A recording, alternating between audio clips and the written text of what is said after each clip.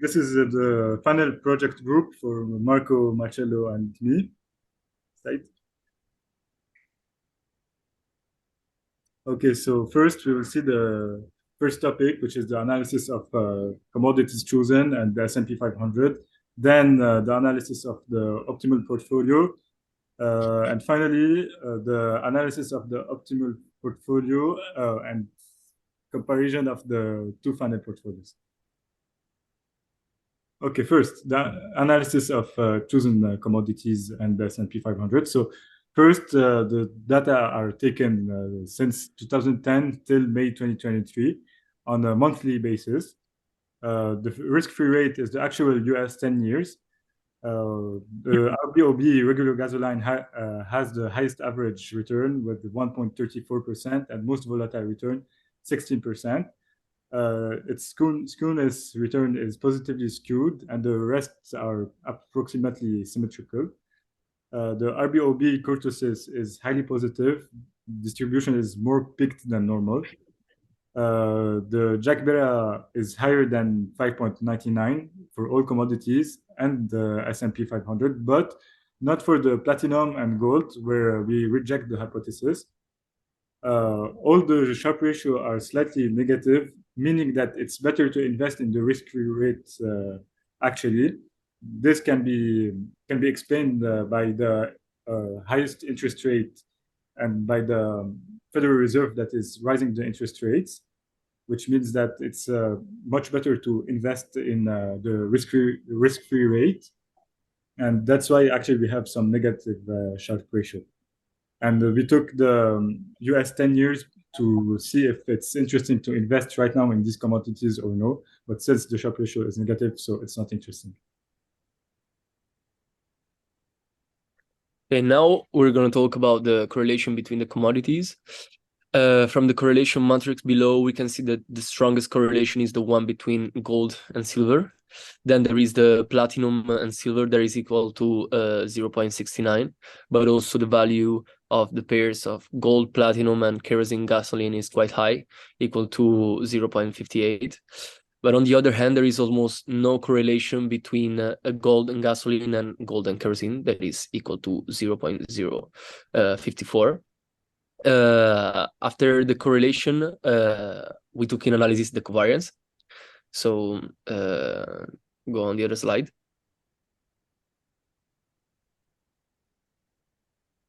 No? Yes. Yeah, after the correlation, we took in analysis the covariance between the commodities to highlight which pair of commodities has the highest dependency. The strongest relationship is the one between kerosene type jet fuel and gasoline. Also, silver and platinum pair and the gold and silver pair have a strong relationship. Instead, on the other hand, we have a low covariance between gold and kerosene. And also with gold and gasoline, there is a really slightly negative covariance. Okay, then we pass to the analysis of the portfolio. We constructed the portfolio based on three rankings: average of returns, average of volatility, and Jack-Bera test. Jack-Bera test simply because for us it's important to have a normal distribution in the case we want to analyze the return. It's better to have normal return distributed to analyze them easily, more easily. So we put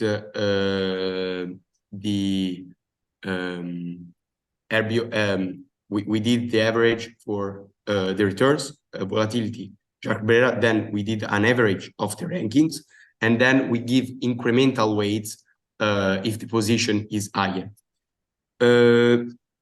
Okay, here we have the statistics on the portfolio. Mean of returns 0.5%, final cumulative return 80.6, volatility 5.48%. Skewness is between -1 and +1, so the distribution is approximately symmetrical. Kurtosis is the same as skewness, so not too far from a normal distribution. In fact, the Jack-Bera test is, we reject the hypothesis of normality because 6.62 is more than 5.99, but not for a lot. So for the second portfolio, for the second part, we used exactly the same method to construct the portfolio. In this case, we used also the Standard & Poor, and at the end, when we did the average of the rankings, we put more weights to the Standard & Poor index because Standard & Poor index had the lowest average. Okay, statistics, important statistics, 0.65 mean of returns, cumulative return 103.85%, volatility of returns 5.64%. Skewness, in this case, distribution is approximately symmetrical for the same reason as the first portfolio. Kurtosis, in this case, is more than one, so we can say that is as a positive kurtosis, and there are few extreme returns looking at tails. For the normality hypothesis, we rejected the hypothesis of normality because 24.68 is more than 5.99. That is the border in which we don't reject anymore the hypothesis of normality. For the comparison of the two final portfolio, we have, we can start from mean of returns is better than portfolio 2, cumulative return better than portfolio 2, volatility is still better than portfolio 2 because the volatility is lower for the portfolio 2 than for the portfolio 1. We consider also the Jacques test to do a comparison because, as we said before, is better to have returns normally distributed to study them more easily. So in this case, it's better than portfolio 1.